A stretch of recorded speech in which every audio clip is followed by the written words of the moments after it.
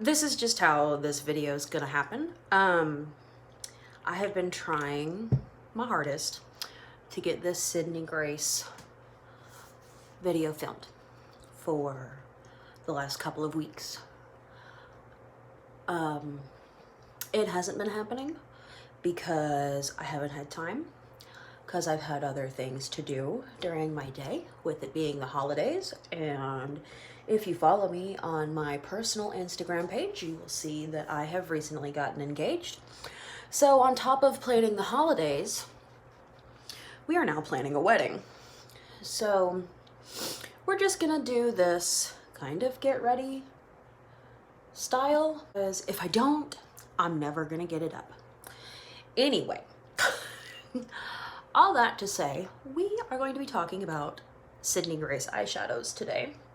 Well, not just eyeshadows. I have several products from her line. Most of them are eyeshadows, though. But anyway, so let me pull these out and show you while I'm sitting here. So these are the eyeshadows that I have. This is a highlighter. I've got a loose. Got one of her loose highlighters. I have a liquid shadow and a setting powder. So those are all the things that we're going to be talking about today. So if you would like to know my thoughts about the products that I have from Sydney Grace, then please keep on watching. All right, so concealer's on, blended out. Anything I don't talk about in the video, I will list down below if you're curious of what I used. But anyway, moving on to setting powder. So I have this powder here, obviously, Sydney Grace. You can see my fan that's on. If you hear that, I'm sorry, but it's hot as crap in this room. Anyway, so this is called the Cloud 9 setting powder. I have the shade Fair, which I don't know why I thought this would be translucent, but I did. It's not. It is, but it isn't. Depending on what products I have used, it does give a bit of, not flashback, but a white cast on my skin. I mean, I'm so pale that I don't really ever see flashback, but you see right there, that does give a bit of a white cast. So if you're thinking that this is going to be translucent, 'tis not. Brush, and this is what the powder looks like. It is white. So I know some translucent powders are white, but this one is not translucent. But I do really enjoy this powder. For somebody that has dry skin, this is a little bit more mattifying than I would typically like, but that's fine because I use a lot of Fix Plus and I use setting sprays, which put the moisture back into my skin, so I don't worry about it super much. But as you can see, I looked slightly more satin, natural, dewy beforehand, and now I look much more matte. I wouldn't say this provides any coverage or anything like that, but it does have a tint to it, so beware. And we are back, and we're going to talk about highlighters. So I have purchased a loose one and one of the pressed ones. I wanted one of each just to kind of see if they were different in formula. They kind of are. Anyway, so let's talk about the loose one first. This is in the shade Candied Peach. I love this shade. It's beautiful. I thought it was going to be too dark, but it actually goes on my skin and sits really nicely. It's very close to my actual skin tone, which as I've gotten older, as a 31-year-old lady, find that I enjoy more than like that bright white blinding highlight. I do find that this shows a little bit of texture, which, let's just be honest, a lot of highlighters do show texture, but my favorite loose highlighter of all time is MAC's Silver Dusk, which doesn't really show texture on my skin. It just looks wet and beautiful. Let me see if I can get a little swatchy swatch going. See that? So that's what it looks like there. It's very golden, very peachy, beautiful color, swatches stunningly. I'm not going to use that one today though, because I've been killing this one. And something that does irk me about this is this is already broken. mean, the packaging is not really super up there, and I'm not faulting them for it because this is an indie brand. Packaging like this does help them keep cost down. I am going to use this one today. This is their pressed highlighter in Satin Kicks. I really like this one. Let me go ahead and swatch it for you as well. This is a bit of a thicker textured highlight. You can see the difference. The pressed one is so much more like blingy and out there, and that may be because it's white, but it's more of a champagne, but it is a thicker texture, so it does show texture on the skin. And I'm just taking my MAC 137 brush and I'm just gonna buff that to kind of turn my head. And you can see this is a very bright highlight, but when I turn my head straight on, it's not crazy, but on the side with my light, it's very bright. If you don't like that thicker texture, almost creamy feeling texture in a highlight, you might not like these. Moving on to eyeshadows, and I want to talk about the one I'm not going to be using today first, and that is her cream liquid shadow in the shade Flamethrower. It's on the lid, couldn't find it. This is, oh, the camera doesn't even do this justice. It's beautiful. Like, can you see like the duochrome, like there? It's red, then it's goldish green. Like, it's beautiful. It is stunning. These dry down, they stay put. I'm still playing with this. That's why I'm not using it today. But anyway, moving on to what I am using today.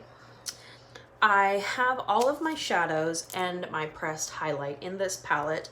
I got this palette off of Amazon from, I don't know, it says Alwan or something like that. I don't know, it was $10. What this video is about. So these are the shades I have here. I will list what shades I have down below. So these, let's see, that makes it easier. These first 3 rows here are their eyeshadows, and then these 2 in this last row are pressed pigments. So first I'm going to pick up my 224 and I'm going to use the shade Ice Mocha. And I'm just gonna fluff this everywhere.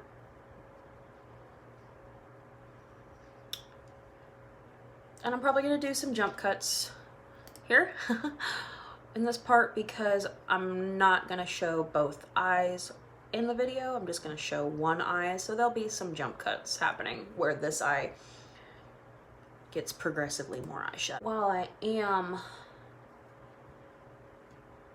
doing this, I do want to talk about shadow quality.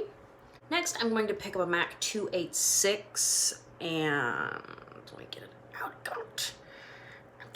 Okay. And the shade Tippy Taupe, which is such a cute name. Okay, so shadow quality. Not a ton of kickback in the pan, and this is a duo fiber brush, which they tend to do a lot of kickback. Not a ton of kickback, which I like. That's why for so long I kind of stuck to MAC shadows so much, not just because I worked there, but because I like that there wasn't a lot of kickback and I could not have to worry about crazy amounts of fallout on my face, because I like to do my eyeshadow after I do my foundation. Really like quality of these. They do remind me of MAC, but fallout wise, that's kind of where the similarities for me stop. These are much smoother, much more blendable, beautiful quality, especially for the price tag, which I want to say that their regular shadows are around $5 or $6. Again, I'll have that listed somewhere. But they're just beautiful and amazing quality for the price. So I think I'm gonna leave it there for that. And then I'm going to pick up the shade Blushed, which is one of their pressed pigments. And I'm gonna use this on my finger. tap that on my lid. And I like the pressed pigments too. They're a little bit more expensive. I want to say around $10. Still not bad. There's definitely more fallout because it is a pressed pigment, but it's still really not a ton of fallout. And these perform really well with a brush or a finger. Good Lord, where is my brain? Not here, obviously. Smooth. I really like this, and if I didn't say, this is the shade Blushed. And really quickly, where'd my brush go? I want to dust away the fallout. Here it is. So I'm just going to take a big kind of fluffy brush and kind of wipe away any fallout that exists there, which is not a lot, like I said. And then I'm gonna take this shadow here. This is in the shade Elegance. I'm gonna just take that on my pinky and pop that. Ooh, too much. On my inner corner there. Very pigmented, excuse me, very pigmented shades, as you can see.